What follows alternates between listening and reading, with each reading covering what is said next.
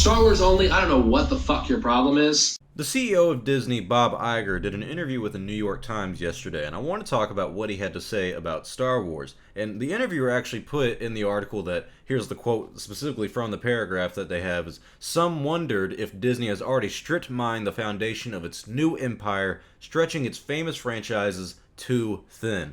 And here's what Bob Iger says. He actually says that he agrees with that on the Star Wars subject. And here's what he has to say. He says, "I just think that we might have put a little bit too much in the marketplace too fast." But he adds, "I think the storytelling capabilities of the company are endless because of the talent we have at the company. And the talent we have at the company is better than it's ever been, in part because of the influx of people from Fox." And if you don't recall, Disney did buy Fox this year, which is a huge merger and a huge purchase in the, I guess, streaming wars and the marketplace that we have now. But let's talk about what he said about Star Wars, and that he's basically reiterating what he said after the Solo flop. When it flopped at the box office, they lost about $50 to $70 million on that. And he came out and said that they're going to slow down and slow the pace with the Star Wars franchise. And he's basically saying the same thing here, is that it was too much in the marketplace, a little too fast. And I absolutely agree with him. People forget the problems that the sequel trilogy have had, not only in terms of storytelling. A lot of us aren't fans of the way the narrative and the story went with the sequel trilogy,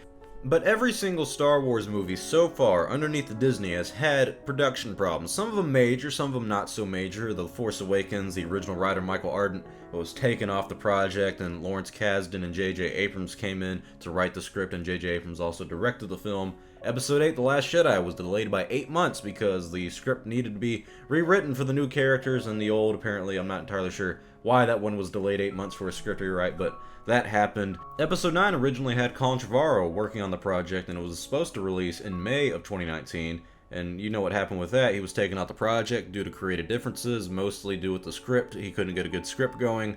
Colin Trevorrow steps down from the project. J.J. Abrams steps up and gets Chris Terrio to co-write the script with him.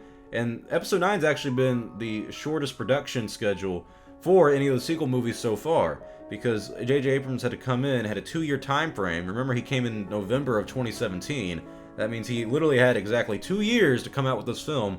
And he said, even his editor on the film has said, they've been having to edit the film as they film, which isn't the worst thing in the world. Lucas used to do that back in the day as well, but I'm not really on board with that either. I think that's a little bit of a not the greatest sign in the world. It's not an awful sign. It's just one of those things where they're rushed. I mean, they're just rushed. Solo and Rogue One both had notorious production problems. Rogue One was saved in the edit, and Solo basically flopped because of the production problems. So all these films have had production problems, and a large part of that, in my opinion, and the main reason they've had production problems, is due to the timing of everything.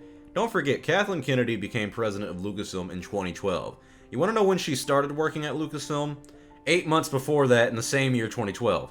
That's not a big turnaround time frame. You come in as co-chairman, and then you immediately become the president of Lucasfilm. That's a big switch, mainly when you haven't even been at the company for a full year. So not only does she become the president at Lucasfilm, Disney tells Lucasfilm, we need a whole new trilogy, episodes 7, 8, and 9, which is a tall order by itself. We also need 2 spin-offs. And now we're getting the shows and everything. There was a lot of planning that went into this, and it was rushed planning, in my opinion. I think it was a very foolish idea to buy Star Wars and then say, alright, you have 3 years to make a new trilogy and 2 other films. So I like that Bob Iger, yet again, is coming out and saying that they did a little bit too much in the marketplace too fast. He's absolutely right. And Lucasfilm and Bob Iger have said, after Episode 9, there's a 3-year time frame. There's a hiatus in the films that we're going to have for 3 years between Episode 9 and the film that's going to come out in 2022. And they have said that they're going to use that 3-year time frame to plan the next 10 years of content, the next 10 years of Star Wars movies out. And I agree with the decision here. I agree with taking a 3-year hiatus to plan out the next future and the decade of content for Star Wars. Don't forget, after 2020, Star Wars will never be the same. 2019 is the ending of the Skywalker saga. After 2020, we're entering a new era of content. Not only a new decade, the 20s, we're entering a new era of Star Wars content that will be unlike anything we've ever seen before. And I think a good business decision on Disney and Lucasfilm's part, and what they should focus on, is instead of bringing in a bunch of creators and writers and directors for these new films, actually figure out what you want the stories to be about in the future of the franchise, and work that out with the writers and directors, get them on board way ahead of time, Instead of trying to do what you did with the sequel trilogy and the spin-off films that we've had so far, you bring in a writer, you bring in a director, and you kind of tell them, here's what we want the story to be, more or less, and you have your creative differences with them. I don't like that. I don't like that they didn't have everything ironed out and planned out before they even started working on these films. If you have that, if you use this 3 years to get the stories right and get the stories the way you want them to be, bring in those writers and directors who can help flesh out those stories, then you could possibly have a good production schedule for all the possible future films and TV shows and spin-off movies that you want to do. There's a lot of possibilities that you have with the Star Wars franchise. And I would hate to see those possibilities in terms of storytelling and creativity that you can have in the franchise spoiled on bad production and being rushed in the production process like it has been over the past 5 years.